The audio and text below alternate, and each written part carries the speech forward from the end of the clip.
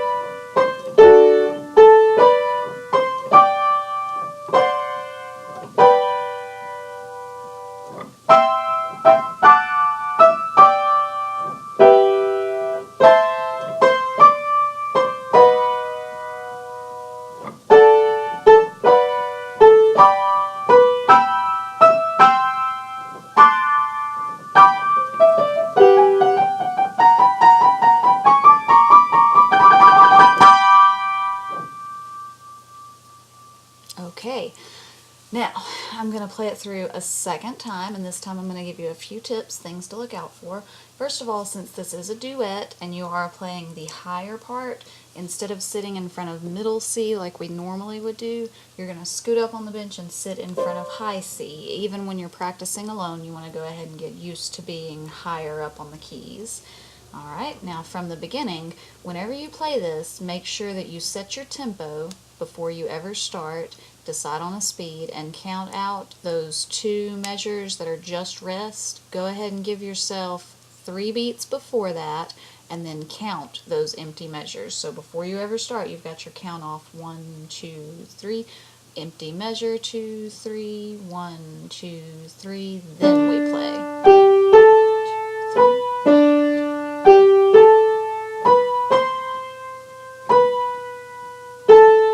3, tie, 2, 3. This time is higher.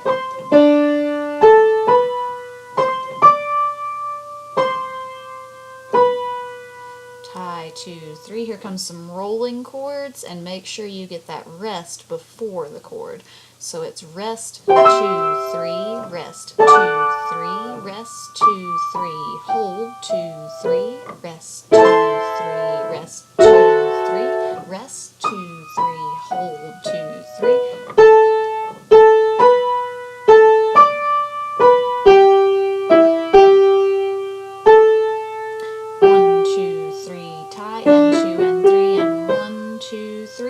Here the tempo changes to valse lento. We were around valse moderato, I believe. Yes, valse moderato. So instead of a moderate dancing speed, now we're going to be doing a slow dancing tempo. Alright, so that's 1, 2, 3, tie, or 1, 2, 3, rest, and 2 and 3, and 1, 2, 3, rest, and 2 and 3, and 1 and 2 and 3 and 1 and 2 and 3 and 1. Rest, 1, rest, 2, rest. So watch that little inverted mordant right there in measure 43. That's going to be 1 and 2 and 3 and 1 and 2 and 3 and tie. 3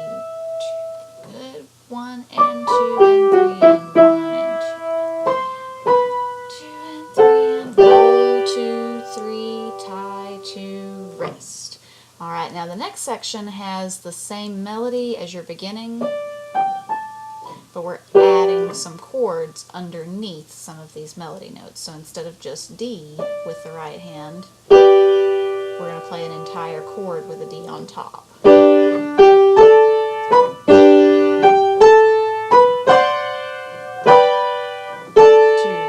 tie, 2, 3.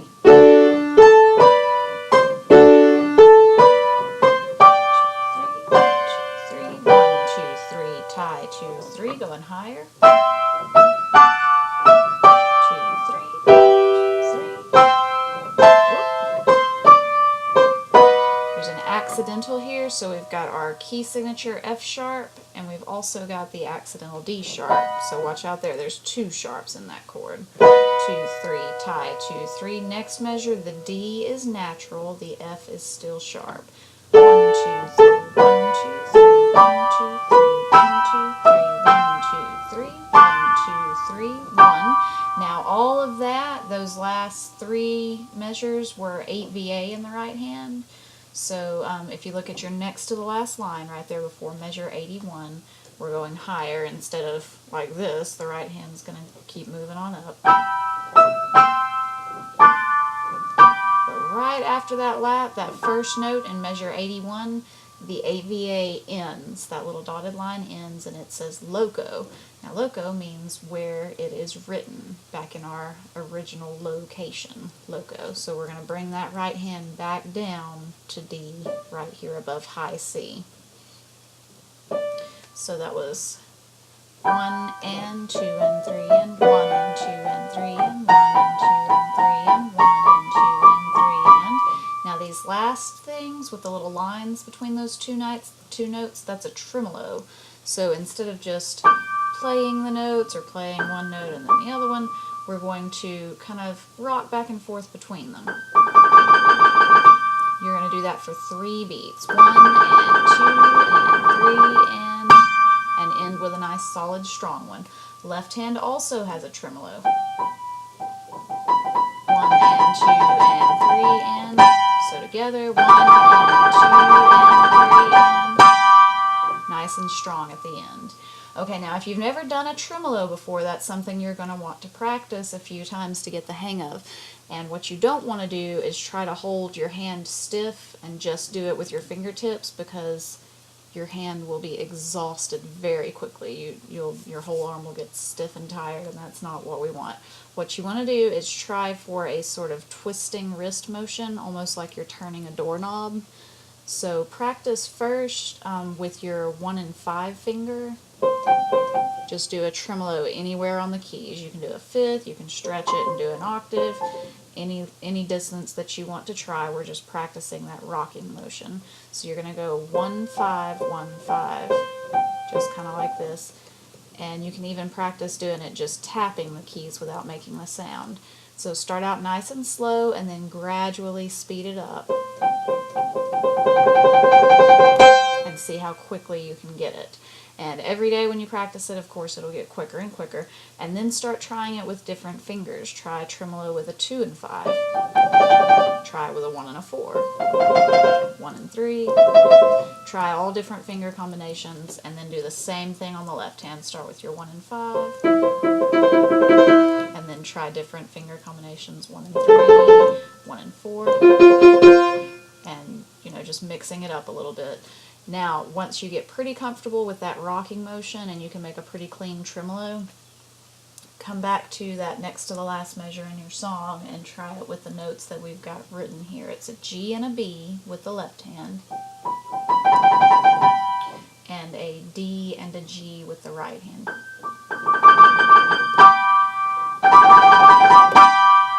And also holding the pedal down on that part can really make that tremolo ring. It really makes it a lot more dramatic and even bigger. Alright, now take this song in sections. Start with page 1 down to about the second line of page 2 where the tempo changes to valse lento. So you'll be starting with all the moderato part first. Get comfortable with that. That's your main melody. Then work on the section where the tempo is valse lento. And it's funny, that's the slower tempo, but it's going to feel like the faster part because that's where all the eighth notes are, and that's also where we've got that mordant.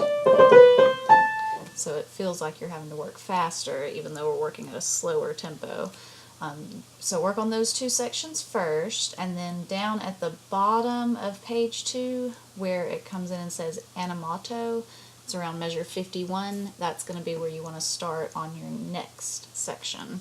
So it'll be that part where we start adding the chords in.